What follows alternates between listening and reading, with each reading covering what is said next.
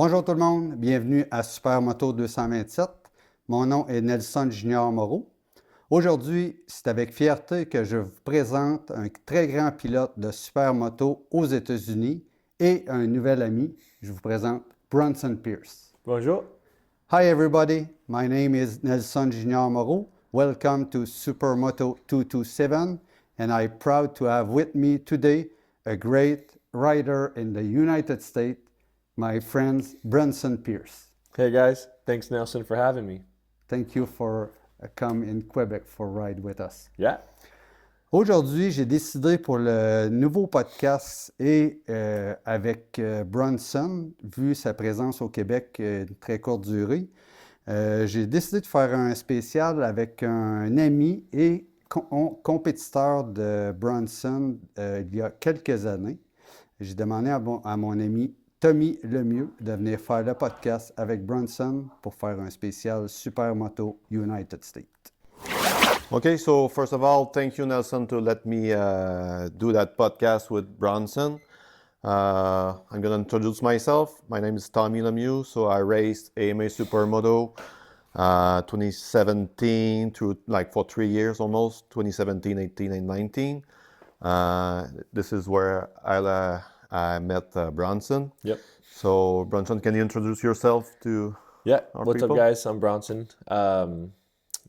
Longtime supermoto racer, and me and Tommy met in 2017 and battled in 2018 and some more in 2019. So it's been about 6 years since we saw each other, which has been pretty cool to see each other again. Yeah. So first of all, who's Bronson Pierce? Maybe you can start to tell us when did you start racing either supermoto?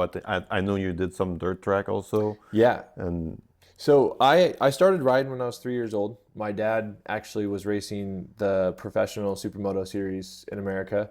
And I started racing supermoto I think around 7 years old. So basically because he was traveling, I was going with him. Mm-hmm. But I raced a little bit of motocross for 5 and 6 years old, and then he's like, "Oh, well, we're doing this, so you're gonna do this." And I was one of the only kids, the young kids out there, so it was kind of cool. Oh, that's cool. So it's a family thing. Yeah. Racing is you've been in the race forever. Yeah, forever. I think my first 14 days alive or something like that, I was at the racetrack 7 times. So yeah, it's just forever. Okay, so that passion came from the family.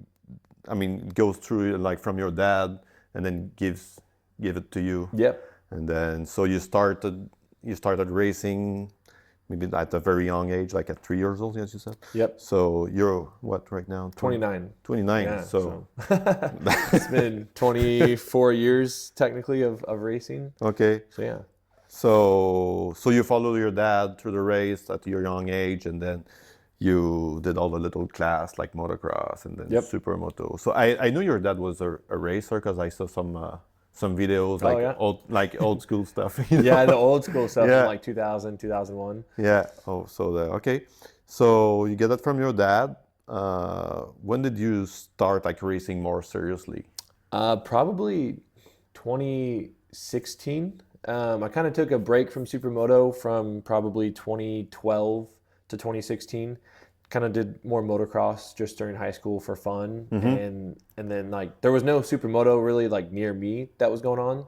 So I kind of just did motocross. And then I think it was my dad and this guy Dave, they started supermoto back at this NASCAR facility in my hometown. So 30 minutes from my house. Mm. And it was easy to get back into. And so 2016, we had a series, and so I got back into it. That's interesting because a lot of supermoto guys came from motocross, either motocross, some flat trackers.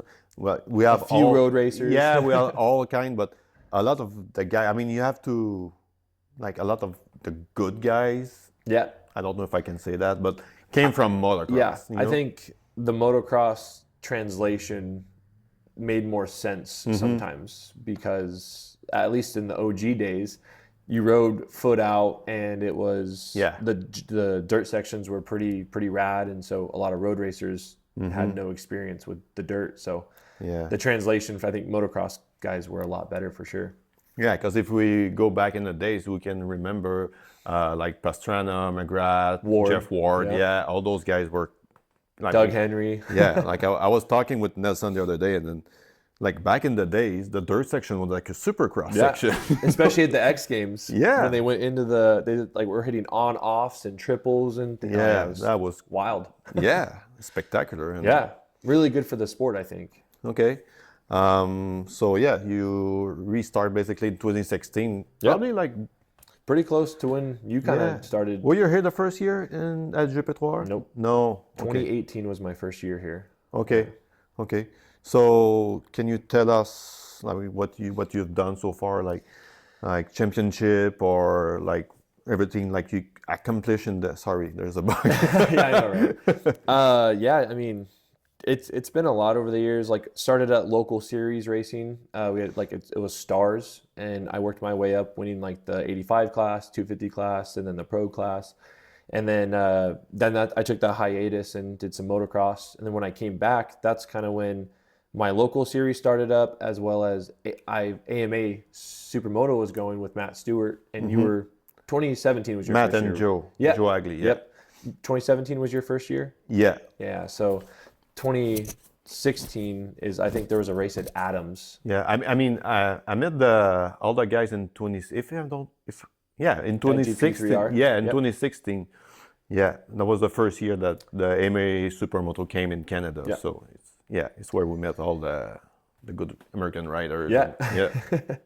And basically kind of started chasing, I guess, more of the AMA Supermoto stuff after that. And so didn't have a ton of accomplishments, I think, from 2016 to 2022 maybe, just because I was doing AMA Supermoto and putting in the work and getting faster every year. I won a couple of local championships for the Golden Empire Supermoto and flat track series that they had, but in 23 I got the opportunity to go over to Europe and race in the S1GP World Championship for PMA race team. So that was really cool. Got to go all over, and I learned a lot over there, and have been able to translate that experience and knowledge back into my riding and go even faster. Yeah, So, I mean, yeah, I saw a couple of videos, so I can tell like you're faster than in 2019. I can tell like by far. I mean, probably just like you build up some confidence, I guess. Yeah. Riding with those.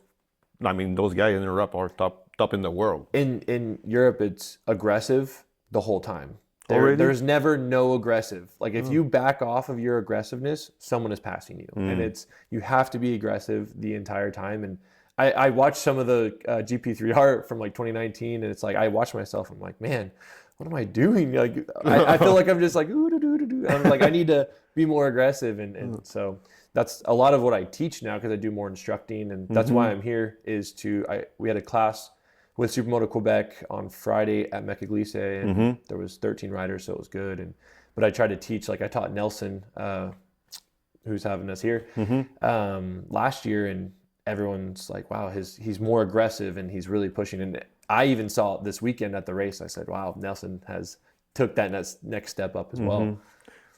What's the biggest difference between the riders in Europe and the riders in North America? Like if you think back in the days, like during the AMA Supermoto, like I'm talking about like good riders like Gage McAllister. Dustin was pretty fast, also very aggressive. Yes. I mean, you guys, Reimer, and then like everybody. Well, what's the biggest difference between like us in North America and Europe? I think knowledge and just years of testing. In Europe, Supermoto never died. And so they've continuously tested the fork feet, the swing arms, like blah, blah, blah. Improving. And the frames that they're building just for Supermoto. So their bikes are very, very good over there. And I think they've continuously like either grown up with those bikes, of the progressive bikes. I think in 2009, when AMA Supermoto went away for like the AMA Pro Racing, there was no more progression. And I think over here we just ride more motocross bike, or in America we ride motocross bikes. Yeah. and just put wheels on it. And it's basically what we all did. Exactly. Like to start, like take a motocross, take the wheels off, supermoto wheels, sometime a good brake system. Yeah. You know? Exactly. So I think the level of progression in Europe just kind of kept getting better, and the riders would progress with that progression to where they can ride that bike to its full potential. When someone like myself and Nikki, it's like we ride motocross bikes to its full potential, but then you go to that bike and it's like, oh, I can only ride it to 85%, maybe because we're not used to it. We don't have the experience, years of experience behind us on it. And the support from the teams and the companies, and yeah, there's more. I mean, also like that, there's more money involved in that sport than. Yes and no. It's definitely very big over there to everyone. I think a big reason it's really big over there too is, for example, in Italy, I think you can get your 125cc street license at 14 years old. You can get your 250 license at 16, and you can't get a car license until you're 18. So maybe you have 4 years of riding on the street with your friends on a supermoto bike, and then you go, oh, there's tons of tracks over there. So like, oh, let's go get better at the track. Then you start racing, and the series is very makes sense. Yeah. And I think it's just very big over there because Europe loves racing in general, but supermoto is definitely pretty big in Europe. So okay, so you went there with I know you went there with your friend Nikki. Yep. What in 2023? In 2023, and so you did all the supermoto GP. Yep. Yeah, we did. Round 1 was Busca. Round 2 was Sardinia. Round 3 was Germany. Round 4 was Bulgaria. Round 5 was Spain, and round 6 was Belgium. And it was at the Superbiker Matet event. Okay, and I know you did pretty good, but did okay. Yeah, I mean, okay, but yeah, for a first year, learning the bike, learning the tracks. Yeah, because this is something that we have to talk about. Because new bikes, new team. Yeah, you're freaking far. You're not in your own country, and like the adapting. What was the thing you have to adapt? Was maybe the harder thing to adapt. To me, the biggest, because track is a track. I mean, no matter where we're at, we have to learn the track. But I think the lack of experience of the tracks, because like those guys have hundreds of laps, if not thousands. They know all the tracks. They know the tracks for the most part. There's a few, that some riders don't have a ton on.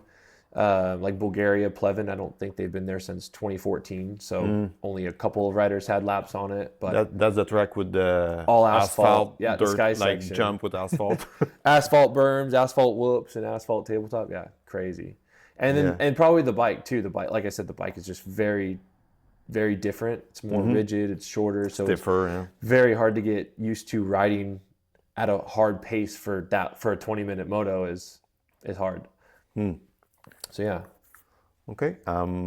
So what's next for you?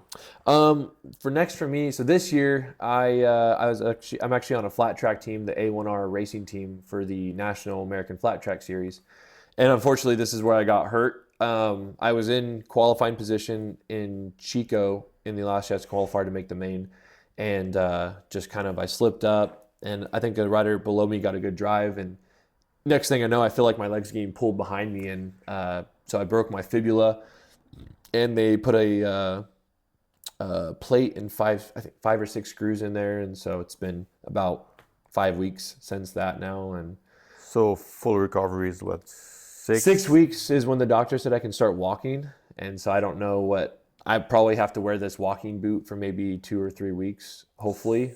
Okay, so do you kind of scratch this season almost? Maybe. I'm hoping, my goal is to get back for Peoria TT, which is I think August 16th. So I have 2 months from today. So yeah, June 16th. So it's perfect. So I have 2 months to rehab and get ready, and then also try to do some practice. But that's the one I'm trying to get back for. And then I will race Springfield Mile, which is a doubleheader.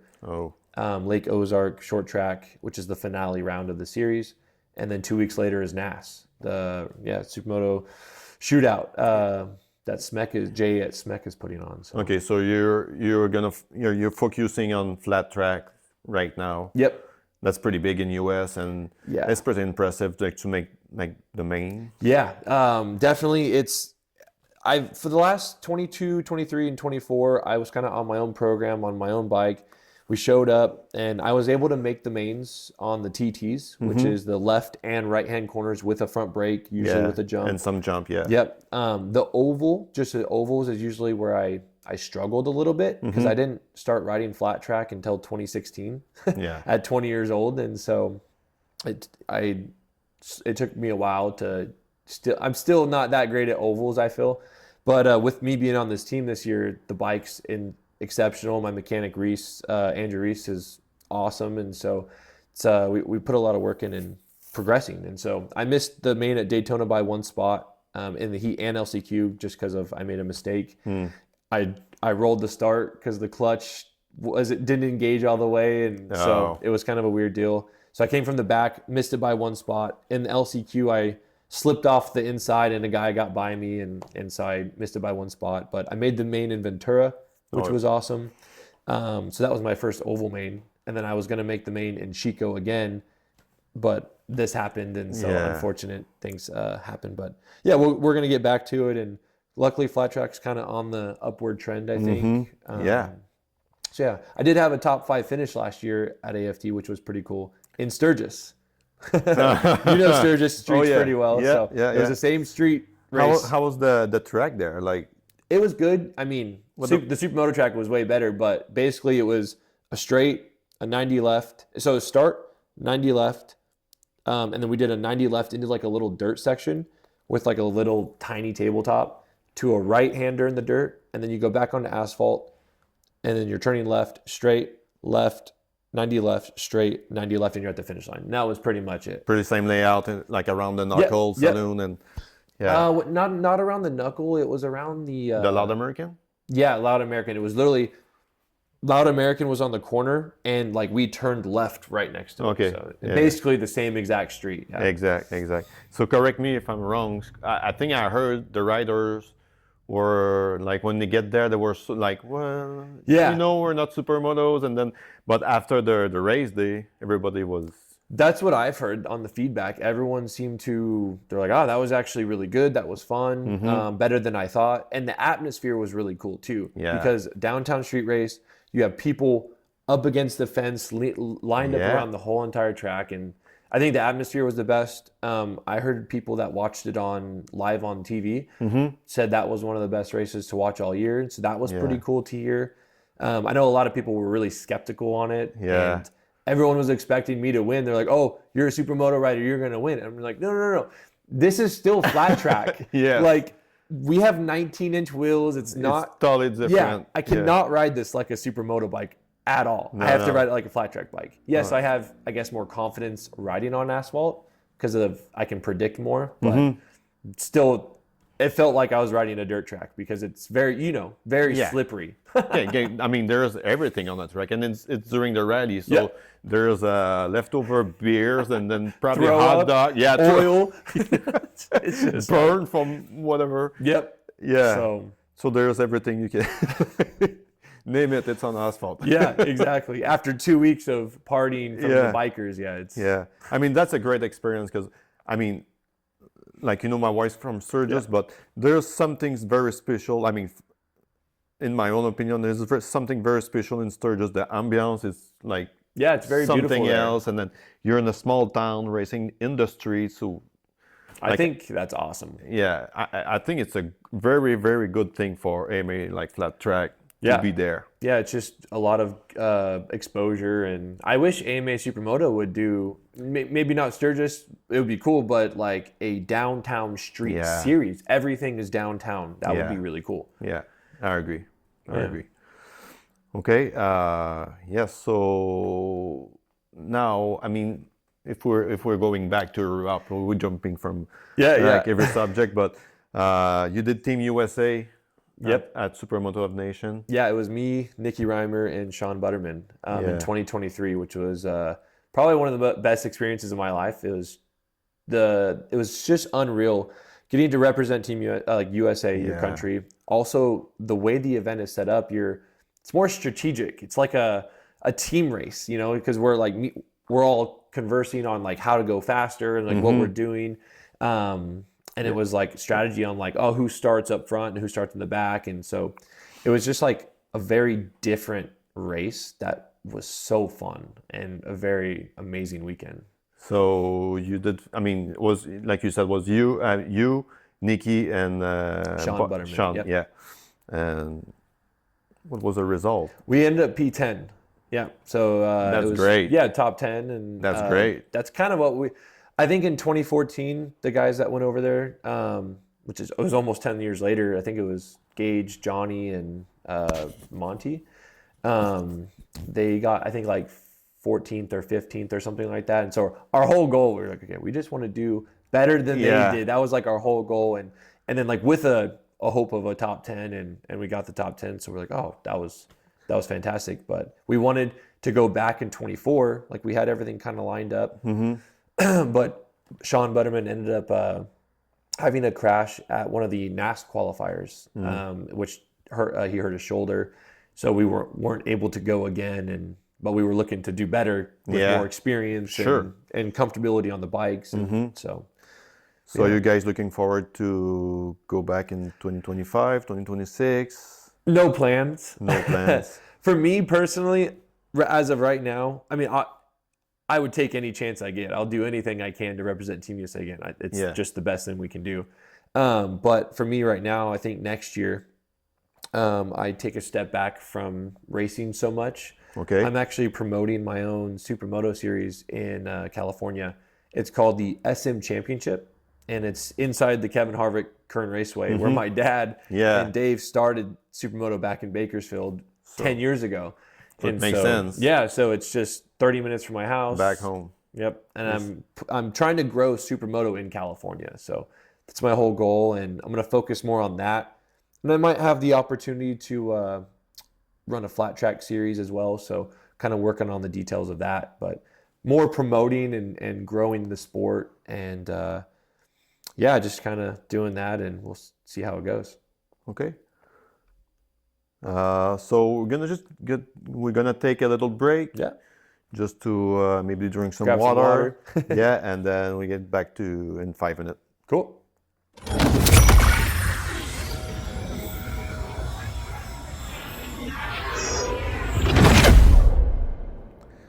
Okay, so we're back. Let's talk a bit more about your nursery in California. Yeah. So last year, 24 was my first year. We had 3 rounds. Okay.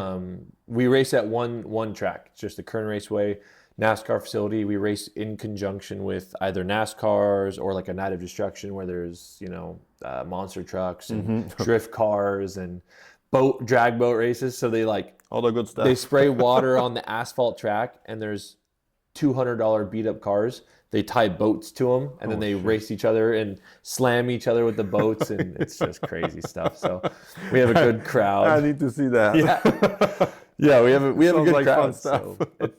So we get to race, and then we get to kick back and have a beer and watch a show after. So it's pretty cool. And so this year we have a 5-round series, and I'm trying to do my best I'm a racer. I understand what racers want. I feel and I want to what I want to see as a racer, and I'm trying to do that. So like this year I think I pay $1,500 at every single round. So I have 5 rounds, $600 to win, $350, $250, $175, $125, and then this is just for a local series. Yeah, that's pretty good. Yeah, not even a national series. So that's pretty good. So I'm pretty stoked with that, and we have a bunch of giveaways that we give out, like from Circuit Equipment. They give us hand guards, and then we raffle them off at the riders meeting, and kind of just be able to give back to the racers to go home with something cool, Yeah. So, like at least you can buy a set of tires, for the next race. Well, Bridgestone Tires actually has contingency at my races, so they pay top 5 of pro and amateur.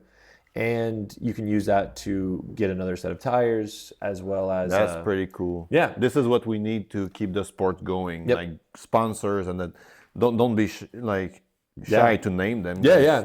And Bridgestone also donates a brand new set of tires to the amateur champion. That's pretty cool. So it's like everyone is either getting some contingency money, someone has a chance to win some tires, the pros have a chance to win money, and so it's just trying to give back to the community, That's pretty good. Yeah. So so you try to take the sports, like try to regrow. I mean, not regrow, but like to start from bottom and try to grow it back up, I guess, you know. I think last year I had 13 riders who have never raced supermoto before try it for the first time. Fresh guy. Yeah. That's cool. And 2 of them actually, they won the beginner class, which is like a dirt track class for flat track guys to kind of come try. And then this year they're in the amateur class, and I believe they went first and second at the last round we just had. So they are progressing very fast, and which is cool to see. Yeah, that's cool. But you're promoting, so you're not racing. Nope. Right? Nope. Unfortunately not. No. Do you think there's any chance that we can see a guy like Nicky Reimer? So Nicky did come out to my last 2 rounds, actually. Round 1 and round 2, he was there, and he tells me that he enjoys actually coming to my races, and he said, yeah, I think I try to come to the rest of them because he's like, I enjoy being at your races. And he's like one of the top guys in the US right now, you know, with you. So it's cool to have him come, you know, and we've been trying he's a good friend also. Huh? Yeah, we've been trying to get Sean Butterman to come over too, to come race, and that would be a fun race. I would try to race that one if I could. If Sean's going, I'm going. All right. You hear that, Sean? So, but yeah, it'd be a fun race to like Team USA from 23, you know, we race each other in our local series. So could be kind of a cool thing, but okay. Yeah. So there's no AMA Supermoto anymore right now.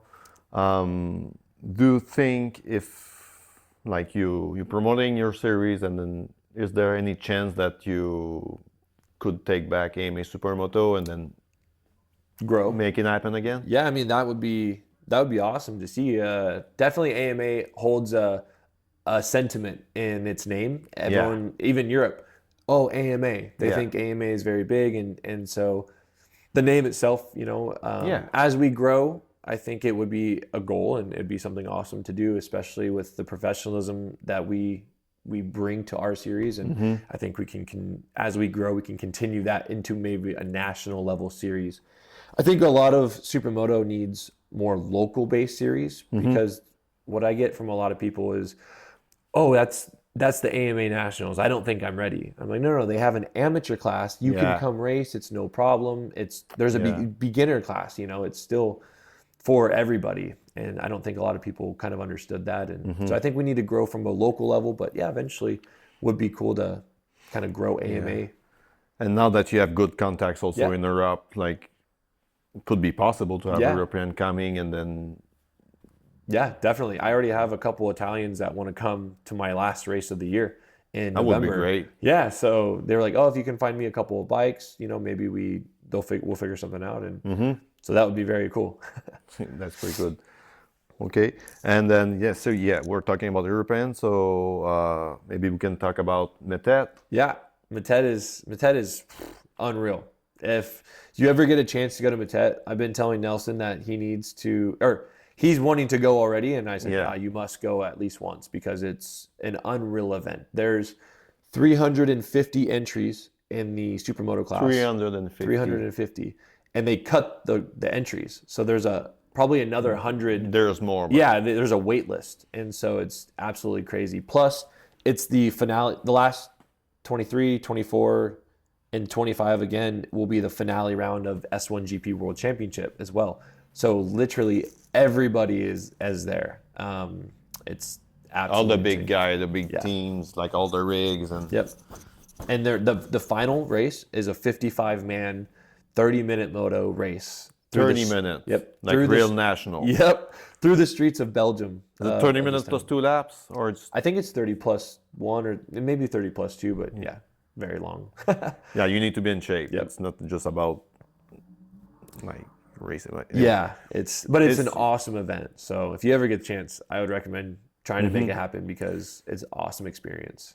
So, but you did it in the past, and then I heard you did great. Yeah, so I got to do it in 2 different forms. I did it in 2023 in S1GP. I raced in the World Championship. It's kind of its own little schedule in the weekend. Okay. And then you have to qualify through the final based on your overall finish in S1GP. And then the second year, I was invited as a star biker because I raced professional flat track. So that class is anyone who races professional motorcycles of a different genre than supermoto. So since I raced pro flat track, I was invited as a pro flat track racer, and it was very cool. Davey Todd got first in that class, and he's an Isle of Man TT racer. I think he won this year in his class, and then I got second, which was really cool. Yeah, because there's no slow rider there. No, not one guy there is and the main event is not slow at all. So, okay, yeah, very cool. And I know this year you're focusing on the flat track, but there's an event in US, the supermoto. What is it called? It's NAS, Supermoto or North American Supermoto Shootout. Yep. Yeah. So that's September 24th, and I do plan on going to that. I missed it the last 2 years, and so I'm looking forward to making it this year. And I think it's in Amarillo, Texas, and that track looks from the map looks very good. So. Okay. So do you have any cue? Like, is Nikki coming or other? I have no clue. I have no clue. I know Butterman will be there. He's building something, and he's gonna, I think, debut it there is kind of what he's doing. Nikki, I have no clue what his plans are for this year. I know he's racing my series, but that's all I know. So Butterman, yeah, 100% sure. Yeah, he'll be there for sure. So that's cool. That's a good rider too. Yeah. Sean is a great guy too. Yeah. Just in general, a great guy, but also a great racer. Yeah, I met him and when I was racing AMA Supermoto, and then I don't know why, but we always find each other on the track. It happens so many stuff in many races together. But yeah, he's a really nice guy too, and very fast guy. Yeah. And it was just. I got to battle with him at the AMA Supermoto event in Tucson, Arizona last November. And so it was, he's a very fast competitor. And so it's always fun battling with him. Yeah. Okay. And then, so now you're in Quebec, Canada right now. And I know you came last year to give classes. And like, tell me, like, you first came here at the GP3 in 2018. When we battle together. So, yeah. You finished second and finished third, or I finished second and you finished third. I know, we don't know. We still don't know, actually. I don't think there was ever an official calling. It didn't sound like. That was just like a great race. Yeah. So what do you think about riders in Quebec? Awesome. It's I love my experience up here in Quebec, and it's kind of super random, but Jan took over the series. Jan Bozier took over the series of Supermoto Quebec. I think 23 was his first year. He messaged me and invited me, and Facebook Messenger, you receive a message and you're like, what? Like, he's like, oh, you should come. We'll have a school, and I'm just like, yeah, why not? Let's do it. I have no clue what I'm getting into, and it turns out to be an amazing experience. Nelson, their pro fast rider, his podcast, let me stay here with him at his house. And just an amazing experience overall. Everyone was very nice, and everyone has gotten a lot faster this year from last year. And so I was very happy when Jan invited me to come back and do another racing school. And so here we are, we're back, and kind of did 2 weekends this year. Last weekend I was at St. Paul and did some more like one-on-one kind of lessons with some guys. And then this weekend at Mecaglise, I did 13 riders on Friday we had.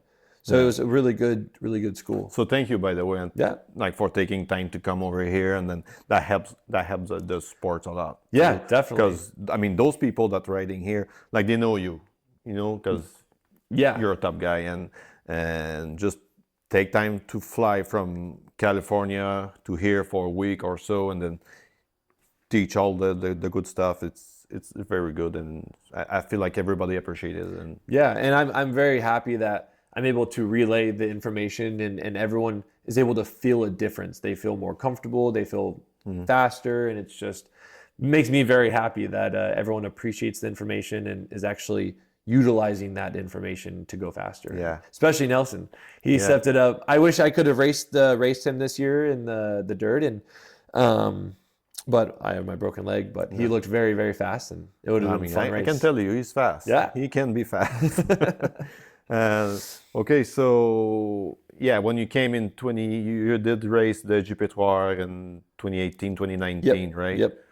And what do you think about the track? It was fun. It was, I mean, it was kind of basic. It was very, very fast, just like a straightaway, swim through turns. The dirt section was very fun, though. That was kind of the more technical part of it. Yeah. But overall, it was a very good experience. I mean, I think Like the crowd, the ambiance, like in the nice facility. Yeah, and we have everything close, in like downtown, restaurant, bars, and stuff. The parade that we got to ride the bikes through the downtown. They don't do that anymore. No?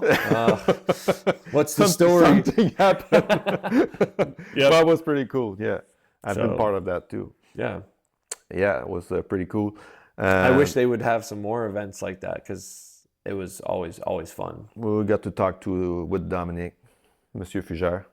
So the owner, I assume. Yeah, I mean the promoter of the GP3. Okay. So yeah, we have guys that want to ride again. Yeah, especially with Jan running Supermoto Quebec, and he's doing. I think he runs one of the best actually series that I've kind of been to. It's very professional, usually always on schedule. Everything is like very professional, and safety too. Like their safety rules, their tech inspection, everything is very thorough. But it's very professional, so I love it. Exactly. I think Jan is doing a pretty good job with Supermoto Quebec, and he's putting. I mean, it's a full-time job for him. Yeah. Right now, so I hope we can have like you coming over maybe next year again. Yeah. To help grow the sport. I know you're like promoting your own series, but maybe we can have like a shootout. Like Canada, US, or something like that. I know Jan and Jay from NAS, they were kind of talking about something like that. And I've talked to Jan. I would love to co-promote an event with Jan. I think that would be great. He does great stuff, and I would love to work with him on something big. We've talked about a couple of ideas, and so maybe in the future we make it happen. But we've talked about a few things. So okay, yeah. So like to race, I mean everybody know racing like costs a lot, and we need help. And so I'm sure you have pretty like a long list of sponsors that maybe I definitely. Well, to start, thank you to Jan for even inviting me back out again and continuing to. He also last year he gave me a bike. I raced his bike and everything, and so he's very, very generous with his stuff and helping promote the sport. So big thanks to him for even inviting me out. Big thanks to Nelson for allowing me to stay here in his house, especially this time was 2 weeks. Yeah. So it was very nice of him as well, and invite me on the podcast and be chatting with you. So, but all my supporters that helped me out really is like my mom, my dad, my fiance, and my and Mike Helm. He's like my uncle pretty much. So those are like my rocks. They're my solid foundation to even make my racing happen. So big thanks to them. That's something to answer, but that's something that as a racer, people like you have to realize that when you race at that level, that's a whole family thing. Like you have to do so much sacrifice, like training, working out, going out racing, and then sometimes you don't have time to take care of your own people. Yep. Like you should. Exactly. But they understand and then support you, and then that's Yeah, exactly. And so it's really nice to have them behind me and always know that they're there. That's great. Yeah. But like my other big sponsors, I got Scott Kaysen at USA Mortgage. He does loans and things like that. I have Steve Holloway Painting, so I got a painting company. I think I need to get an epoxy company because dude, I got the Sawyer family. They're always big supporters. We can work something out. Yeah, probably. East Bakersfield Lions, they help me out a lot. But I have a solar company, so I have Jeff Pereira Home Energy. I have a real estate company. I have Team Busby Real Estate. I have Kawaguchi Honda, Meathead Movers, so I have a moving company. Everything to do with homes, man, I got them. So that's great. It's always pretty cool. But and then Bridgestone Tires, Bridgestone Supermoto Tires. They've supported me a lot the last couple of years, and hopefully I can continue my relationship with them. And but yeah, to me, Bridgestone Supermoto tires right now are one of the best tires on the market. I've had I won 3 of the 4 AMA Supermoto races on them. Yeah. I was winning the 4th until my chain guide snapped off and that issue happened, but they're awesome tires, and so definitely recommend them. Great. KYT helmets. I've been wearing them for American Flat Track this year and for supermoto races, and great helmets. So thanks to them for helping me out. Warp 9 wheels, Fred Cummings Motorsports, Phoenix handlebars, Behringer brakes, the best in the game. You know. Thanks to Philippe. Yep, Philippe. Yep. Yeah, those. Nothing beats the Behringer radial mount. It's just awesome. Yeah. And circuit equipment. They got me some hand guards and the whole setup. So big thanks to everyone that just supports me. Great. So it's pretty much that.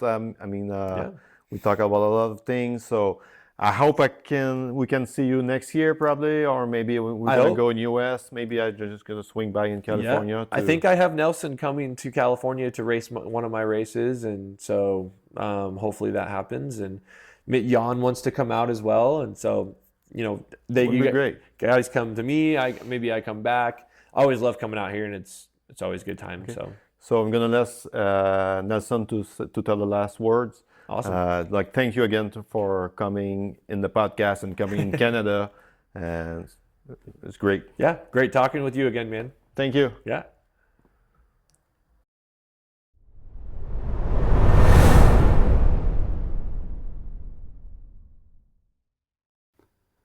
Bon, bien, je vous remercie tout le monde. Je remercie beaucoup Tommy d'avoir fait cette super entrevue avec mon ami Bronson. Et puis, j'espère que vous avez apprécié cette première expérience de podcast en anglais, en espérant en faire suivre plusieurs dans le futur. Puis, je vous remercie de nous écouter toujours. Continuez à nous suivre sur la chaîne YouTube Supermoto 227. Et sur ce mot de la fin, je vous dis à la prochaine et merci Bronson d'avoir participé à mon émission. Thank you everybody. Later.